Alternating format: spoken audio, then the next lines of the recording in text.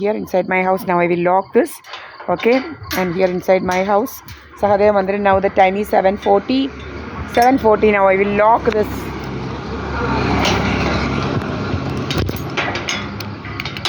Locked. Here I am. Okay, not anywhere else. This is my house. You all know. ഇങ്ങനെ ഇവിടെയാണ്. അപ്പം ഞാൻ പറഞ്ഞ കഥ. അപ്പം അങ്ങനെ എൻ്റെ മാളു അങ്ങനെ ഞാനിങ്ങനെ പ്രാർത്ഥിക്കുകയല്ല, ഞാനിങ്ങനെ ദൈവത്തിനോട് ഭഗവാനോടും മനസ്സിലിങ്ങനെ പറഞ്ഞു, എന്നാലും ഭഗവാനെ ഒത്തിരിയും കുഞ്ഞുങ്ങൾ ജനിക്കുന്നവർക്കെല്ലാം അഷ്ടമിരോഹിണിയാണ് നാളെന്ന് പറയാമല്ലോ, ഭഗവാന്റെ ജനിച്ച ദിവസമാണല്ലോ, ഭഗവാൻ ജനിച്ച ദിവസമാണ് ജനിക്കുന്നതെന്ന് പറയാമല്ലോ എന്ന് മനസ്സിലിങ്ങനെ മൗനമായിട്ട് പ്രാർത്ഥിച്ചു.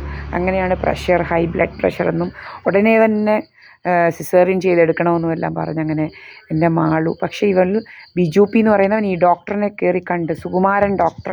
അത് സുകുമാരൻ ഡോക്ടർ എന്ന് പറഞ്ഞാൽ എൻ്റെ അമ്മയെന്ന് പറയുന്നവരുടെ അനിയത്തി ജലജയുടെ ഹസ്ബൻഡിൻ്റെ ചേട്ടനാണ്. അപ്പോൾ ഇവർക്കൊക്കെ ഈ ജലജ എന്ന് പറയുന്നവനും അവനെല്ലാം എൻ്റെ എതിരാളിയാണ് ശരിക്കും. അപ്പോൾ അങ്ങനെ കയറി കണ്ട് ഇവൻ എന്തൊക്കെയോ സംസാരിച്ച് നിന്നിട്ട് ഡോക്ടറിൻ്റെ പ്രഷർ കണ്ട് താടിക്ക് കൈ കൊടുത്തിട്ട് പറഞ്ഞായിരുന്നു ഉടനെ അവൻ്റെ സിസേറിയൻ ചെയ്തെടുക്കണം കുഞ്ഞിനെന്ന്.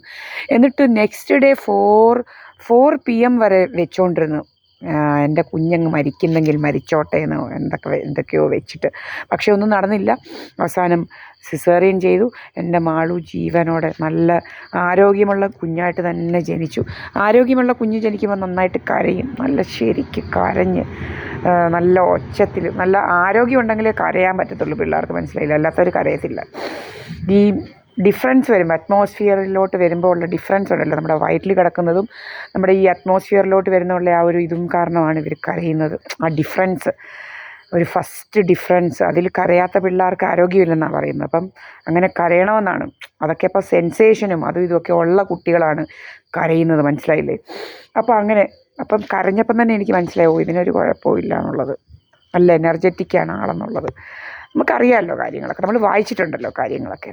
അങ്ങനെ എന്നിട്ട് എൻ്റെ അമ്മച്ചിക്ക് ഭയങ്കര ഇതാണ്. പിന്നെ എൻ്റെ അമ്മ രത്നമ്മ VK എന്ന് പറയുന്നവർ എന്ന് ഹോസ്പിറ്റലിൽ വന്നങ്ങ് വഴക്കായിരുന്നു. പൈസയില്ല അടയ്ക്കാൻ. എന്നിട്ട് എന്താ ഭയങ്കര വഴക്ക്. എന്നും ഹോസ്പിറ്റലിൽ വൈകിട്ട് വരിക, പ്രസവിച്ച് കിടക്കുന്ന എൻ്റെ അടുക്ക സിസേറിയൻ ചെയ്ത് കിടക്കുന്ന എന്നോട് വഴക്കായിരുന്നു ഈ പെണ്ണുപിള്ള. അവർക്ക് എന്ന് വെച്ച് കഴിഞ്ഞാൽ ഇവർ വിചാരിച്ചില്ല എൻ്റെ മാളു ജനിക്കുമെന്ന്. ഇവളാരാ മോള്, ഈ ഈശ്വരൻ്റെ കടാക്ഷമുള്ളവരെ തോൽപ്പിക്കാൻ ഇവളുമാരൊന്നും ആരുമല്ല. ഇവളുമാരൊക്കെ ഒത്തിരി നോക്കി. അപ്പം ജലജയൊക്കെ വന്നിങ്ങനെ വിഷമിച്ച് നോക്കുന്ന അവിടെ മുഖം ഇന്നും ഞാൻ പറഞ്ഞിട്ടില്ല. അവളുടെ വിചാരം ഇനി ഒരാളിനെയും കൂടെ, ഒരു പ്രതിയോഗിയെയും കൂടെ കൊന്നാലല്ലേ ഇതൊക്കെ എൻ്റെ 146 സെൻറ്റ് സ്ഥലവും വീടും അടിച്ചെടുക്കാൻ പറ്റത്തുള്ളൂ. നേരത്തെ വിചാരിച്ച് എന്നെ മാത്രം വകവരുത്തിയാൽ മതിയല്ലോ എന്ന്, പിന്നെ 2 പേരെ വകവരുത്തണമെന്നുള്ള ഇതുകൊണ്ട് ജലജയുടെ മുഖം ഭയങ്കര മ്ലാനമായിരുന്ന മുഖം ഇന്നും എൻ്റെ മനസ്സിലുണ്ട്, അവളുടെ മ്ലാന മുഖം, മനസ്സിലായില്ലേ? അങ്ങനെയൊക്കെ ഒത്തിരി കള്ളത്തരങ്ങൾ നമ്മളോട് കാണിച്ചു വിടുമാർ.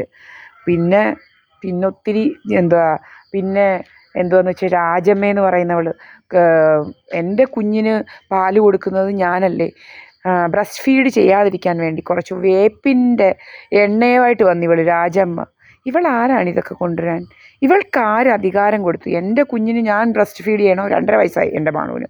അപ്പോൾ 4-5 വയസ്സ് വരെ ശരിക്കും എന്ന് വെച്ചാൽ പിന്നെ ഒന്നും ഇല്ലെങ്കിലും അവൾ പാൽ കുടിച്ച് കിടന്നായിരുന്നു ഉറങ്ങുന്നത്. അങ്ങനെ വളർത്തിയതാണ് എൻ്റെ മാളുവിനെ. അപ്പം ഇവൾ കള്ളി വന്നിട്ട് വേപ്പെണ്ണയെല്ലാം എൻ്റെ മാളു നക്കി തുടച്ചേച്ച് തുടച്ചെല്ലാം ദൂരെ കളഞ്ഞേച്ച് അവൾ കുടിക്കാൻ തുടങ്ങി. അവിടെ പിണ്ണാക്കെല്ലാം നക്കി അകത്താക്കി വെച്ച് അങ്ങ് കൂടി തുടങ്ങി. അവളെ അതൊന്നും ബാധിക്കുന്നവളല്ല, നല്ല ബുദ്ധിയുള്ളതാണ്, മനസ്സിലായില്ലയോ?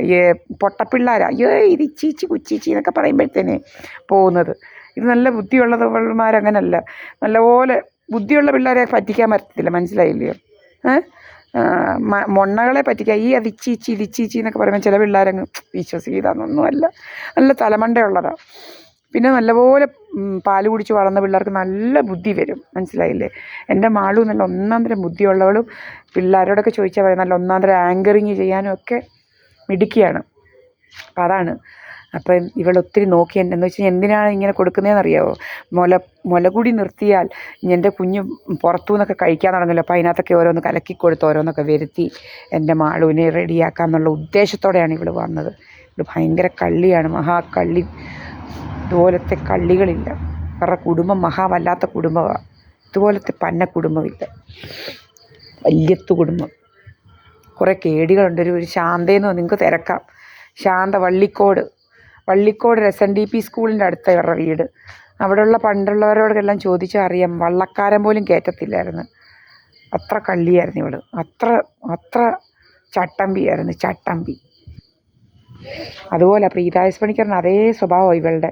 ശാന്തയെന്ന് പറയുന്നവളുടെ അതേ സ്വഭാവ തൊഴിലാണ്. അതുപോലെ കിളന്നു ചാടുന്ന സ്വഭാവക്കാരിയാണ് ഇവള്. ഇവളുമാർ കസേര വരെ പണ്ട് കസേര അറുത്ത് വെക്കുന്നവളുമാരായിരുന്നു. ഇരിക്കാതിരിക്കാൻ കസേര അറുത്ത് വെച്ചവളുമാരാണ്.